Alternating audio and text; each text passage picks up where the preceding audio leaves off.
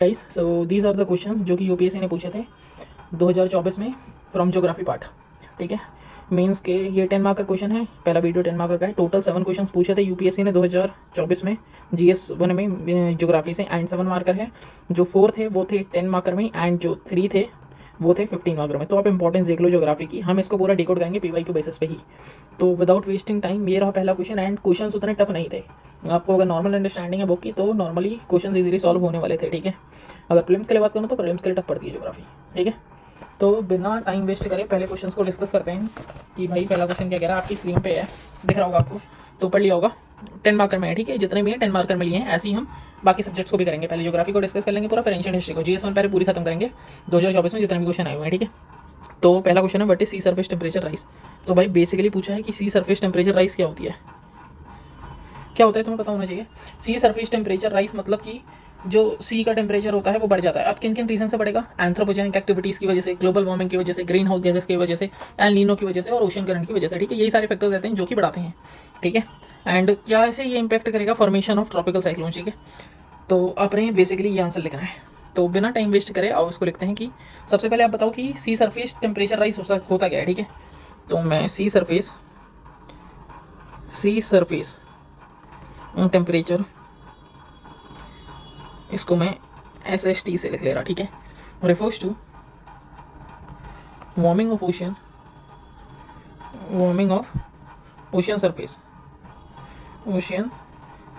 Surface water due to, कौन कौन से फैक्टर हैं आप सीधे सीधे डालिए। Due to human induced climate change. ठीक है, जहाँ पे इसमें लिख सकते थे सीधे सीधे anthropogenic activities due to human induced climate change. ठीक है, हो गया, इतना लिख दिया। ठीक है, अब आप लिख दो कि थोड़ा सा डेटा मुझे याद है। SST यहाँ पे आपने लिख दिया तो आप यहाँ पे लिख सकते हो SST has increased by roughly around 0.6 degree Celsius in the last कितने साल में, लास्ट 40 ईयर्स में। ठीक है, आपने पहले इसे डिफाइन करा, warming of ocean surface due to human induced climate change. ठीक है, पहली डायमेंशन हमने कवर कर ली। अब आपको इसमें बताना पड़ेगा कि 10 मार्कर में है तो आप अब इसमें बताएंगे कि कौन कौन से ड्राइवर्स हैं, कौन कौन से फैक्टर्स हैं जो कि रिस्पॉन्सिबल होते हैं टेम्परेचर की राइजिंग के कारण। ठीक है, तो आप लिखिए इसमें बेसिकली आप लिखिए की factors responsible for rising temperature. ये नॉर्मल से फैक्टर्स हैं, ये आपको बताऊंगा कितना बेसिक क्वेश्चन था। अब बात ये रहती है ना, बेसिक क्वेश्चंस में अगर आप सारी डायमेंशंस कवर ना करें तो आपको नंबर नहीं मिलते। आप इसमें पहला फैक्टर डालिए कि ग्रीन हाउस गैस एमिशन। ठीक है, थोड़ा सा लिख दीजिए इसमें। ठीक है, क्या लिख सकते हैं आप इसमें, rising green house gases trap heat leading oceans to absorb more warmth. ठीक है, इंक्रीजिंग सरफेस सी टेम्परेचर। ठीक है, पहला हो गया। एंड देन दूसरा क्या लिखेंगे आप यहाँ पे दूसरा लिखिए कि दूसरा क्या क्या बोल सकता था मैंने बोला था, हाँ, कार्बन डाइऑक्साइड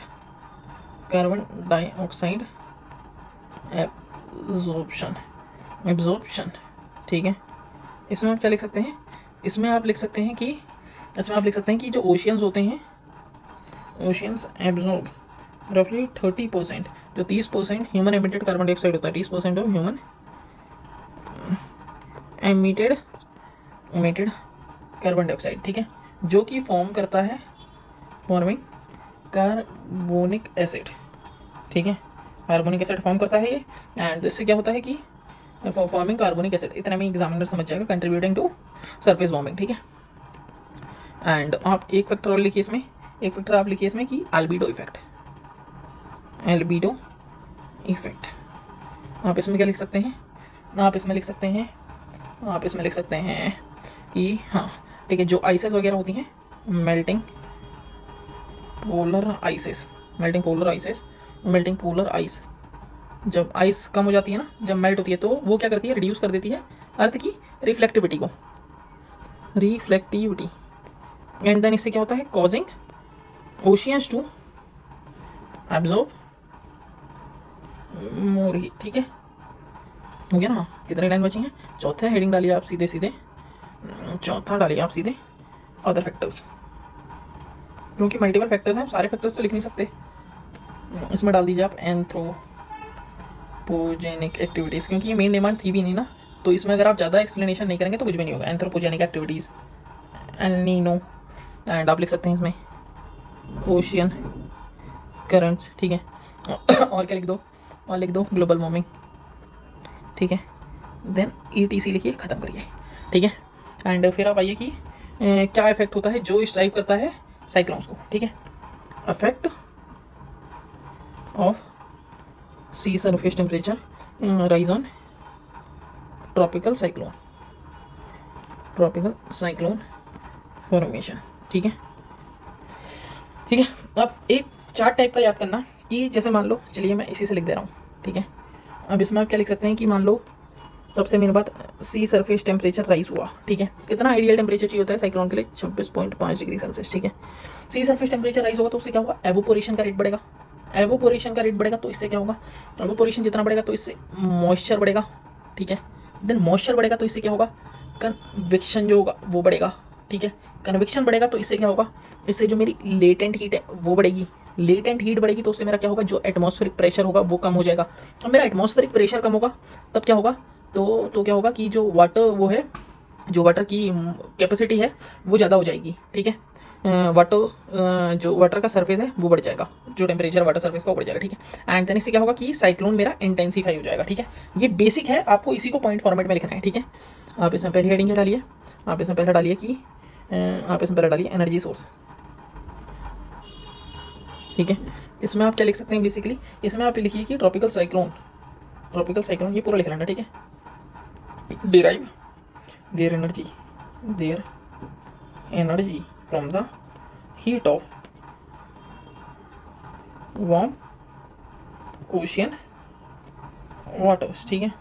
ब्रैकेट में सीधा सीधा टेम्परेचर डाल दीजिए, ठीक है ना, खत्म। दूसरा पॉइंट क्या डालेंगे आप? सीधा सीधा लिख दीजिए, हेडिंग की जरूरत भी नहीं है, ठीक है।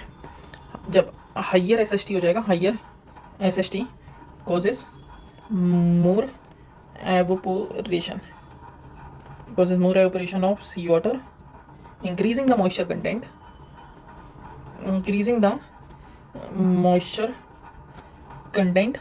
ठीक है, ठीक है, ठीक है, ठीक है, ठीक है, ठीक है। फिर इसी में लिख दीजिए कि जब एक बार मॉइस्चर कंडेंस हो जाएगा, the moisture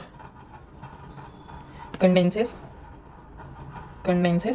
then moisture condenses होगा, और तो क्या होगा? To form clouds and release latent heat,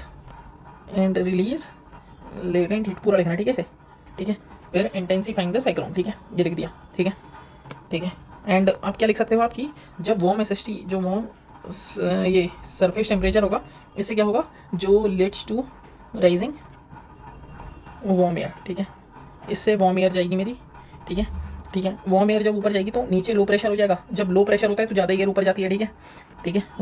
warm sea surface temperature leading to rising warm air causing a drop in surface pressure, ठीक है, ठीक है। अभी तो लाइन है ना, हाँ। अब अगला पॉइंट लिखिए कि व्हेन से नहीं, अगला पॉइंट लिख दीजिए आपकी, जो warmer SST over a larger area allows cyclones to maintain a strength for longer time duration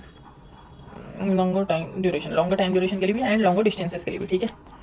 आपने वैसे पूरा समझा ही दिया है अब ये, ठीक है, ठीक है। एंड यहाँ पे लिख दीजिए कि rising SST can extend the geographical range of cyclone, ठीक है, allowing cyclones to develop in regions, ठीक है, हो गया ना, हाँ। एंड अब डाल दीजिए आप कंक्लूजन, ठीक है। आप इसमें डाल दीजिए कि क्या डाल सकते हैं कि rising sea temperature intensify thereby raising sea temperature intensify cyclone, ठीक है ठीक है ठीक है ठीक है ठीक है, साइक्लोन पोजिंग मेजर चैलेंजेस, ठीक है ठीक है ना, जीरो में rising sea temperature and posing major challenges. अब आप इसमें थोड़ा बहुत लिख सकते थे, मेरे पास स्पेस नहीं है, आप इसमें लिख सकते थे कि mitigation measures like green house emission sustainable coastal planning should be done to protect communities population, ठीक है, ऐसा आप लिख सकते थे इसमें। अब अगला क्वेश्चन है, ये भी बहुत ईजी क्वेश्चन था, ठीक है। अब इसमें है why do large cities tend to attract more migrants than smaller town, discuss in the light of conditions in developing countries, ठीक है। ये बोल रहा है कि लार्जर सिटीज़ जो होती हैं वो अट्रैक्ट करती हैं ज़्यादा माइग्रेंट्स को as compare to smaller towns. अब इसको आपने डिस्कस करना है in the light of condition in developing countries, ठीक है। अब आपको बताना है कि ऐसा क्यों होता है, ठीक है। अब आपको पता होगा ना, अपनी माइग्रेशन वगैरह पढ़ा होगा, तो you basically know two factors, एक पुश फैक्टर होता है एंड एक पुल फैक्टर होता है, ठीक है। बेसिकली यही होता है और कुछ नहीं होता। अब आइए इसको लिख लेते हैं। अगर आपको डेटा याद हो तो डेटा से लिख दीजिए, मुझे सेंसस का डेटा याद है तो मैं उससे लिखूंगा, ठीक है। एंड देन मैं स्टार्ट करता हूँ इसको। एज पर सेंसस 2011, ठीक है, एज पर सेंसस 2011 रफली अराउंड 31.6%, 31.6% जो अर्बन पॉपुलेशन, जो 30.6% अप हुआ है, 31.6% अप हुआ है किसमें, अर्बनाइजेशन में, as per census 2011 31.6% up from कितना, रफली अराउंड 27%। कब था ये 27%? In 2001 has been witnessed in migration. अब आप लिख दीजिए, थोड़ा अर्बनाइजेशन को डिफाइन कर दीजिए, अर्बनाइजेशन, ठीक है। Urbanisation is often driven by a किससे ड्रिवन होता है, often driven by city opportunity gap, keyword है, ठीक है, city opportunity gap. Large cities offer great क्या ऑफर करती है, employment and education, social mobility etc, ये पूरा लिखना, ठीक है। अब आपने लिखना है कि रीजंस, ठीक है, रीजंस वाई लार्ज सिटीज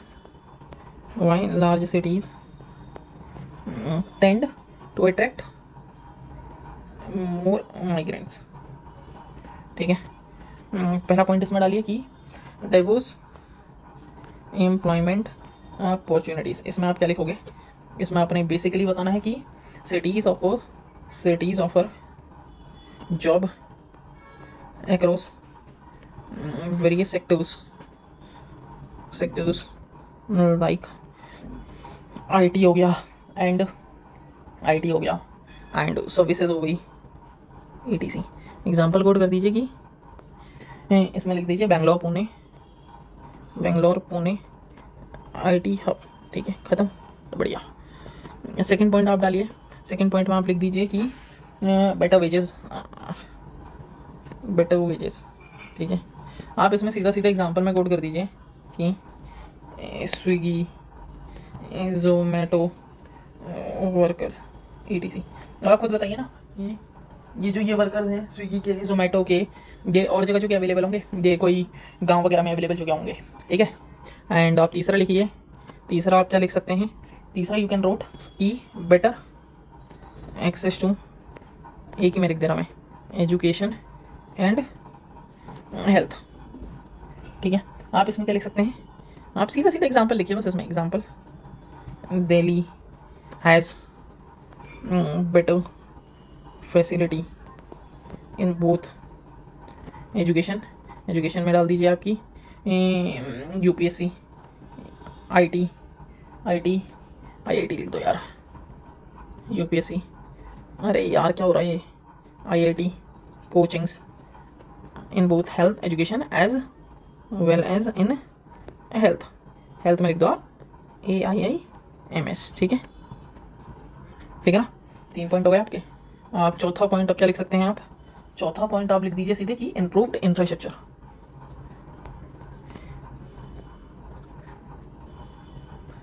ठीक है। इम्प्रूव्ड इंफ्रास्ट्रक्चर में आप क्या लिख सकते हैं कि जैसे सीधा एग्जांपल लिखिए, मेजर सिटीज जैसे कि लाइक आप इसमें लिखिए कि like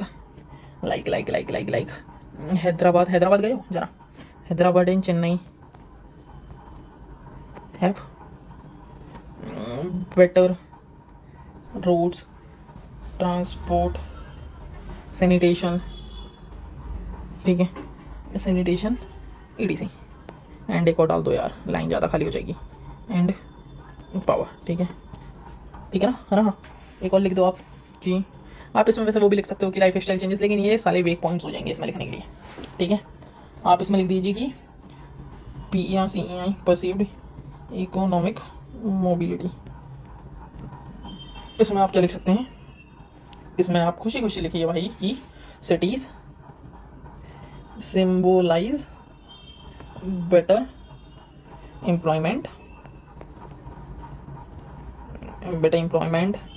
livelihood and upward mobility, ठीक है यार, ये हटा दो एम्प्लॉयमेंट के लिए क्योंकि मैंने ऑलरेडी एक पॉइंट बना दिया ना, ठीक है। अब आप लिखिए कि एक वो फैक्टर बता दीजिए कि क्यों,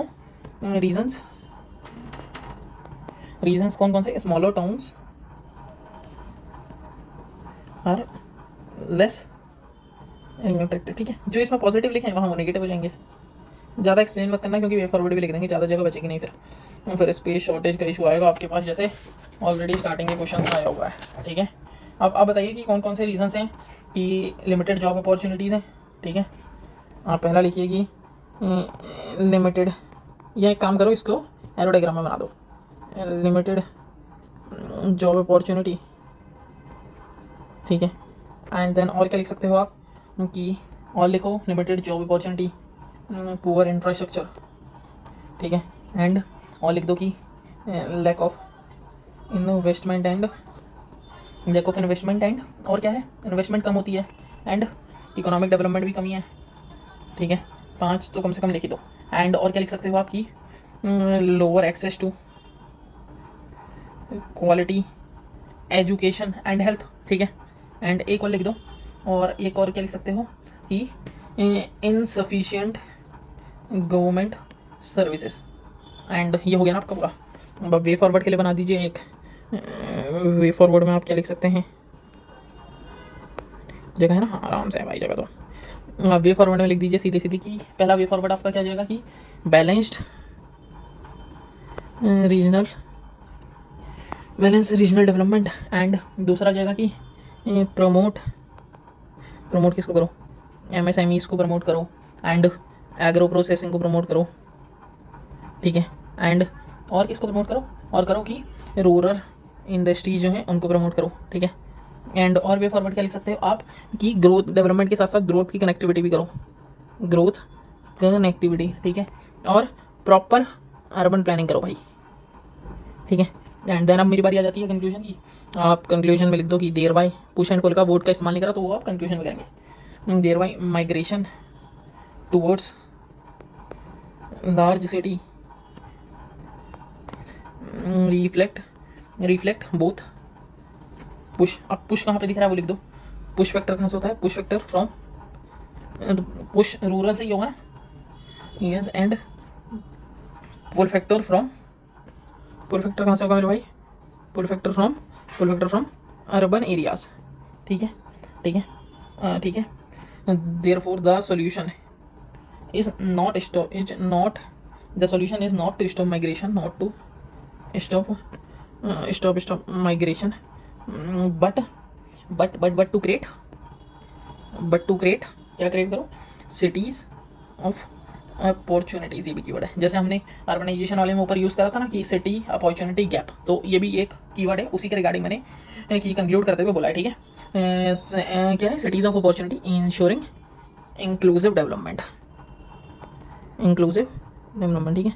ठीक है। Both push factor from rural areas and pull factor from urban areas. अच्छे खासे मार्क्स मिल जाएंगे भाई इसमें। भाई ये देखो ये कितना सरल क्वेश्चन है यार। तो क्लाउड ब्रश होता क्या है पता आपको, ठीक है। तो इंट्रो में करूँगा, इसका इंट्रोडक्शन में करूँगा एज पर IMD, ठीक है। IMD के मुताबिक क्लाउड बर्स्ट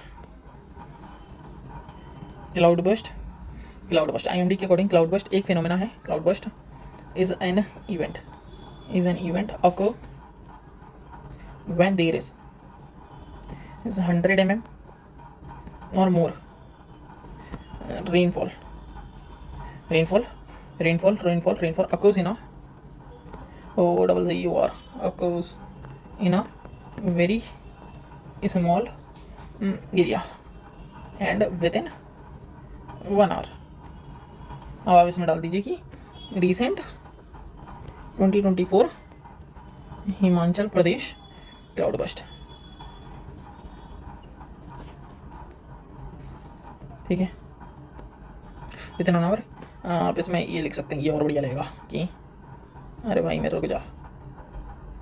ठीक है, विदिन 1 आवर। ठीक है, often leads to flooding 1 hour often leads to sewer flooding. ठीक है, अब सही है। ठीक है, रिसेंट एग्जांपल भी हमने कोड कर दिया अच्छे से। ठीक हो गया ना। हाँ, अब आप देखिए कि फिनोमेना क्या होता है क्लाउड बर्स्ट का। आप डाल दीजिए यहाँ पे कि फिनोमेना ऑफ क्लाउड बर्स्ट। भाई ज्योग्राफी है एंड डायग्राम ना बनाया तो बेकार है। ठीक है, आपको इसमें डायग्राम बनाना पड़ेगा स्पेशली क्लाउड बर्स्ट के लिए। क्लाउड बर्स्ट होता क्या है भाई, ये देखो यहाँ पे बनाता हूँ मैं थोड़ा सा। ये मान लो मेरी भाई, ये है मेरी नदियाँ। ठीक है, ये है मेरे पहाड़। ठीक है, ठीक है ना।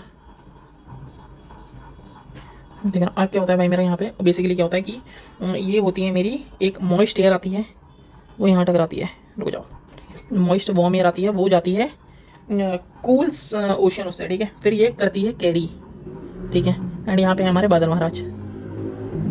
ठीक है, ये यहाँ तक जाती है एंड देन यहाँ से तो ख़त्म होने लग जाती है। ठीक है, तो जब ये यहाँ पे जाती है ना भाई, तो क्या होता है, ये अट्रैक्ट कर लेता है सारी चीज़ें। ठीक है, अब मैं वो सब चीज़ें हम यहाँ पे लिखेंगे, तो हम यहाँ पे बोल नहीं रहे हैं। अगर बोलना है तो बोल दो कि ये आई मेरी मॉइस्चर। ठीक है, पहला स्टेप। फिर राइजिंग। जब राइज करेगी वो ऊपर को एयर, तो जो वार्म एयर है ये जब ऊपर को जाएगी तो ये कूल हो जाएगी।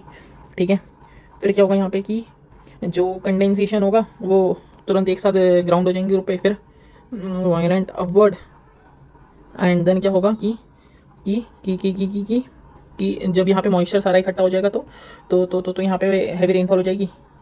ठीक है, तो इसके लिए एक वर्ड होता है, क्या कहते हैं इसे, यार याद नहीं आ रहा। हैवी रेनफॉल लिख दो, मतलब बहुत सारे वो हो गया, गैदर हो गया एंड देन रेनफॉल हो गई। ठीक है, फिर वाटरफॉल हो जाएगा, हैवी रेनफॉल वाटरफॉल्स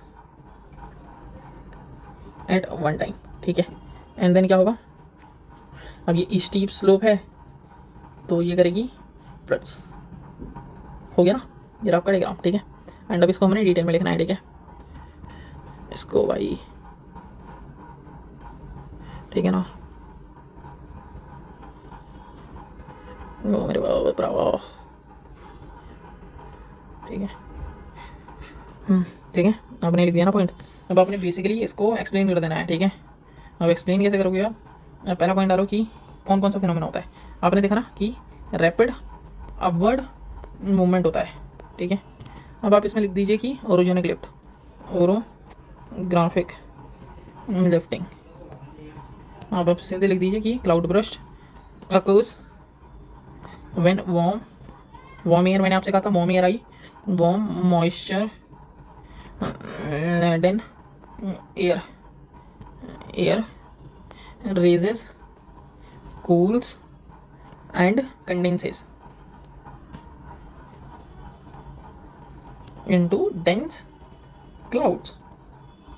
ठीक है, सेकंड पॉइंट आप इसमें क्या लिख सकते हैं, आप इसमें सेकंड पॉइंट लिख सकते हैं मेरा कि लोकलाइज्ड लो प्रेशर जोन। ठीक है, इसमें व्हाट यू कैन मेंशन, इसमें आप लिख सकते हो कि डेवलपमेंट ऑफ लो प्रेशर, जो डेवलपमेंट हुआ लो प्रेशर का इन हाई एल्टीट्यूड्स, ठीक है, in high altitude regions attract moisture laden air. ठीक है, ठीक है, इसके कारण क्या होगा, leading to heavy cloud formation. ठीक है, एंड इवेंचुअली क्लाउड बस्ट। ठीक है, आप और क्या लिखें इसमें, आप और लिखें इसमें कि situation of air, saturation of air, ठीक है। इसमें आप क्या लिख सकते हैं, इसमें आप लिख लीजिए कि जब air, when air hold hold more moisture then, जो मैं बोल रहा था ना ऊपर आपसे, देन इट कैन सस्टेन, ठीक है, ठीक है, ठीक है, ठीक है। तो any sudden atmospheric disturbances can lead to excessive rainfall, ठीक है, हो गया। चौथा पॉइंट डाल दीजिए कि चौथा पॉइंट क्या लिख सकते हैं, फोर्थ पॉइंट आप लिख सकते हैं कि atmospheric instability, what you can mention in this. आप इसमें मेंशन कर सकते हैं कि collision between warm moist and cooler air, ठीक है। जब ये जो होता है तो इससे क्या होता है कि अनस्टेबल एटमॉस्फेरिक कंडीशन हो जाती हैं विच ट्रिगरिंग क्लाउड बस्ट, ठीक है। पूरा लिखना है, ये मैं तो शॉर्ट में लिख दे रहा हूँ उसे। पांचवा आप क्या लिख सकते हैं, आप लिख सकते हैं कि global warming and climate change के कारण भी होता है। आप इसमें क्या मेंशन कर सकते हैं, global warming and climate change, इसमें लिख सकते हैं rising global temperature led to an increase in atmospheric moisture, ठीक है, moisture making cloud burst more frequent and intense, ठीक है। हाँ, और आप इसमें लिख दीजिए कुछ कैरेक्टरिस्टिक्स ऑफ क्लाउड बर्स्ट, पूछा नहीं है लेकिन आप फेनोमेना पूछा है और एक्सप्लेन लिख रखा है, तो आप फैक्टर्स तो सारे बता चुके हैं क्लाउड बर्स्ट के, ठीक है। एंड थोड़े कैरेक्टरिस्टिक्स लिख दीजिए, CHARACTERISTICS characteristics of cloud burst. क्या क्या क्लाउड बर्स्ट की कैरेक्टरिस्टिक्स हैं, आप इसमें लिख दीजिए कि लोकलाइज्ड नेचर मतलब एक ही जगह होगा, टिपिकली जो अफेक्ट करता है वो करता है स्मॉल एरियाज को, ठीक है, ठीक है, ठीक है, ठीक है। Less than 20 to 30 kilometre. Example code कर दो भाई, एग्जाम्पल जब अच्छा खासा याद है तो। ये एग्जाम्पल था, अरुणाचल में आया था एक बार, ठीक है, अमरनाथ में आया था, सॉरी 2022 में अमरनाथ यात्रा क्लाउड बर्स्ट, ठीक है। 2 से 3 पॉइंट लिखूंगा बस, क्योंकि अच्छे से लिखूंगा डिटेल में एकदम। एंड आप लिख सकते हैं कि इसमें शॉर्ट ड्यूरेशन, वो तो मैंने इंट्रो में ही लिख दिया था कि वेरीज करता है, that is varies minute to hour, ठीक है। एक और डालो आप, एक और क्या लिख सकते हैं आप, एक और लिखिए इसमें कि हाँ, अब इसमें एग्जांपल डाल दीजिए कि एग्जांपल ये उत्तराखंड में हुआ था, ठीक है, 2021 में आया था, मैं उत्तराखंड से ही हूँ, उत्तराखंड क्लाउड बर्स्ट, ठीक है। एंड देन तीसरा पॉइंट आप क्या लिख सकते हैं इसमें, आप तीसरा कैरेक्टरिस्टिक क्या है कि अकर मोस्टली जो अकर होता है अकरेंस इन हिली रीजन। एग्जाम्पल डाल दो इसमें भी कि mostly in Uttarakhand Himachal Pradesh, mostly in Himachal Pradesh Uttarakhand ETC, ठीक है, हो गया ना। हाँ, ठीक है। अब इसका कंक्लूजन लिख दीजिए आप, ठीक है, ठीक है। देयर बाय as climate pattern shifts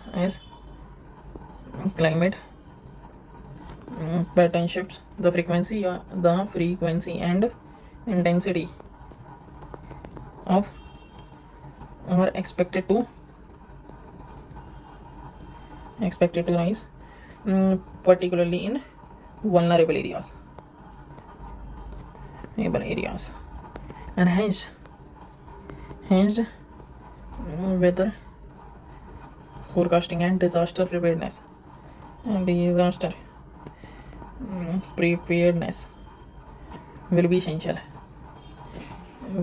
essential to mitigate their impact, ठीक है ना, ठीक है ना। हाँ, थोड़ा सा लंबा हो गया कंक्लूजन, बट कोई नहीं, क्योंकि वे फॉरवर्ड टाइप का भी इसी में लिख दिया मैंने, ठीक है। सब हो गया ना अच्छे से। हाँ, डायग्राम में पूरे नंबर मिल जाएंगे यार आपको, इसमें और कुछ करना ही नहीं होता। अब कौन सा क्वेश्चन है, अब होगा लास्ट क्वेश्चन होगा ये ना, है ना। हाँ, इतना नीचे कैसे शिफ्ट हो गया मेरे भाई, अच्छा हाँ यार, ये तो ऐसे जाएगा ही नहीं पर।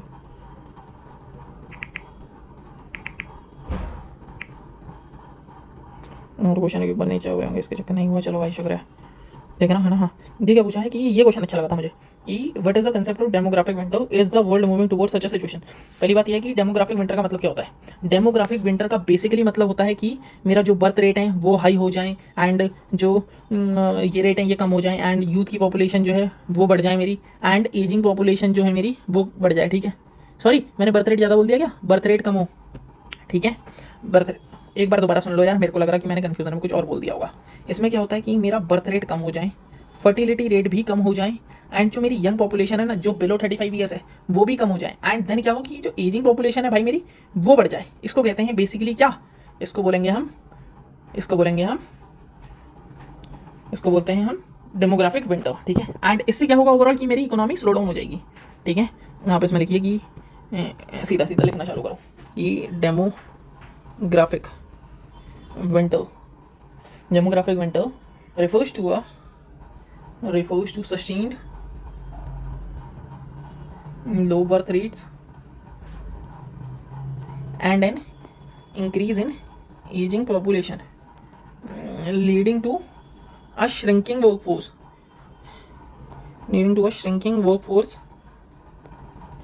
and economic strain। आप रिसेंट बोल दीजिए कि Japan and Italy face rising dependency rather than rising dependency ratio and population decline। ठीक है ना हाँ, समझ गए ना बेसिकली इसका मतलब क्या होता है।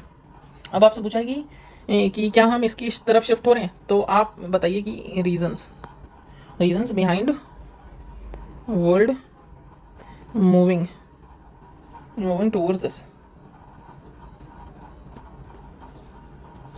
पहला रीजन डालिए कि हाँ जा रहे हैं। ठीक है, आपने बताना है कि अर्बनाइजेशन। ठीक है, सीधा सीधा लिखिए कि इसमें हाँ आप इसमें लिख दीजिए सीधा सीधा कि urban life style and family planning it is lower birth rates. ठीक है with lower birth rate specially in regions like Europe and East Asia. ठीक है, आप दूसरा पॉइंट क्या डाल सकते हैं इसमें, दूसरा पॉइंट आप इसमें डाल सकते हैं कि rising cost of living. Rising मतलब यार जितने बच्चे होंगे फिर एजुकेशन में खर्चा जाएगा, फिर अलग अलग चीज़ों में खर्चा जाएगा, हेल्थ केयर में जाएगा, हाउसिंग में जाएगा, तो राइजिंग कॉस्ट ऑफ लिविंग। ठीक है, आप इसमें सीधा सीधा एग्जाम्पल डालिए। एक वो क्या नाम था यार उस कंट्री का, भाई साउथ कोरिया थी शायद, साउथ कोरिया। ठीक है, जो साउथ कोरिया का फर्टिलिटी रेट था ना मेरे भाई, साउथ कोरिया का जो फर्टिलिटी रेट था वो recently fell to a world low 0.72 in 2023। ठीक है, इसी के कारण राइजिंग कॉस्ट ऑफ लिविंग। आप डिटेल में लिख लेना यार, मेरा मन नहीं है, मैं एग्जाम में लिख रहा होता तो प्रॉपर लिखता कि कॉस्ट ऑफ लिविंग में आप क्या क्या फैक्टर्स डाल सकते हैं कि अगर बच्चे ज़्यादा होंगे तो एजुकेशन में वो होगा, हेल्थ केयर में खर्चा जाएगा, हाउसिंग में जाएगा। ठीक है, एंड तीसरा पॉइंट क्या होगा, डिलेड मैरिज एंड पेरेंटहुड। ठीक है, आप इसमें क्या लिख सकते हो कि डिलेड मैरिजेस एंड पेरेंटहुड। तो आप इसमें लिख दीजिए कि एग्जाम्पल सीधे सीधे डालो till 2019 Japan average marriage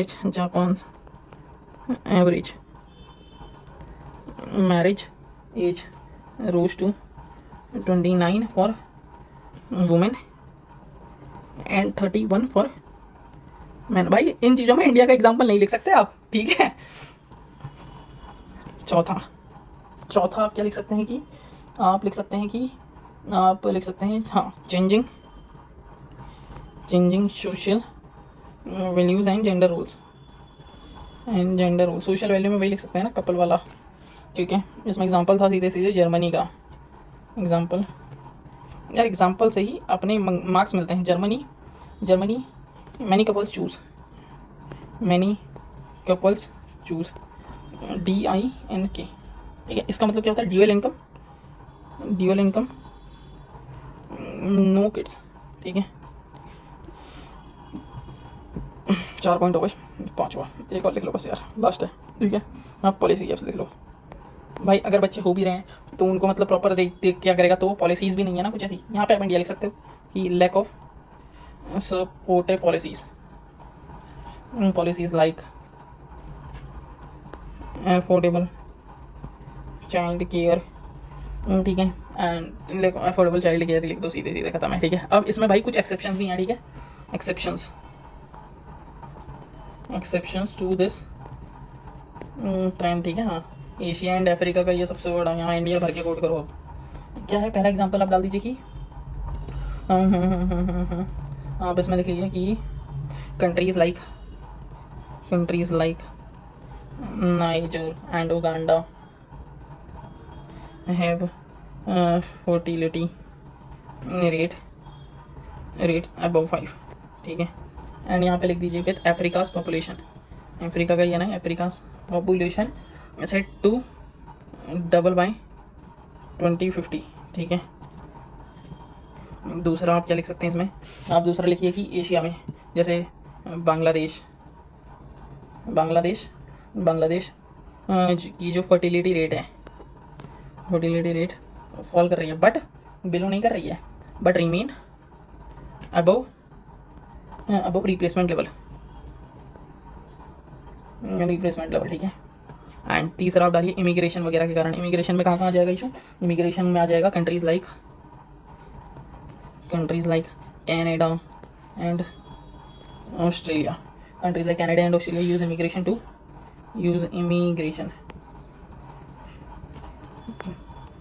to counter low birth rates, ठीक है। ठीक हो गया ना। अब आप कंक्लूजन लिख दीजिए, देर बाय आपने ग्लोबली बात करी है तो there by global demographic trends shows a dual pattern population decline in Europe and East Asia, ठीक है, and rapid growth in Africa and rapid growth in Africa and Asia के कुछ parts में, ठीक है। तो जो ये हैं this contrast calls for a balanced approach to ensure global resilience, ठीक है, समझ गया ना। तो बस हो गया, ये लिखना था अपने। 4 क्वेश्चन थे, हमने डिस्कस कर लिए एंड अच्छे से डिस्कस करें, करंट का डेटा वगैरह लिख के सारे, ठीक है। अब 3 क्वेश्चन थे 5th 6th 7th जो कि पूछे गए थे। 3 क्वेश्चन और हैं, मैं बता रहा हूँ, जो कि पूछे गए थे 15 मार्क्स में। उसके लिए अलग वीडियो बनाते हैं, उसमें डिस्कस करते हैं, ठीक है। Bye bye, have a nice day. देख लो, कोई भी क्वेश्चन टफ नहीं आता।